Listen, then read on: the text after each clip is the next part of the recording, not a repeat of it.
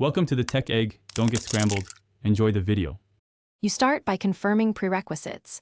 Update your Xbox Series X and install Minecraft Bedrock that supports ray tracing. Next, connect via HDMI to 1 and enable HDR on the console so lighting behaves correctly.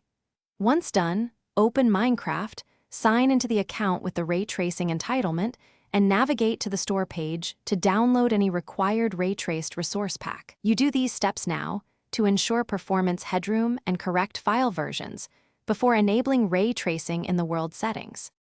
You now enable ray tracing inside your world settings. Create or edit the world and toggle the Use RTX or ray tracing option. Then, choose a compatible resource pack or marketplace map that includes ray-traced assets. This provides reflections, global illumination, and emissive materials. Make sure to lower render distance and use resolution scaling if frame rates drop.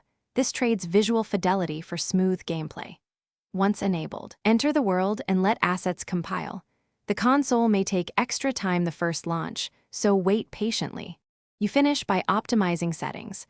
Reduce ray trace quality, disable extra shadows, and tweak render scaling to hit your desired frame rate.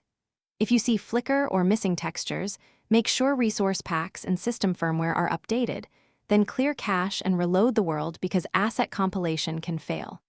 If problems persist, restart the console or rebuild the world backup. This often resolves corrupted shader caches. One key troubleshooting tip: always test changes incrementally so you can identify which setting caused the issue. Thanks for watching. Consider subscribing if I helped unscramble your problems.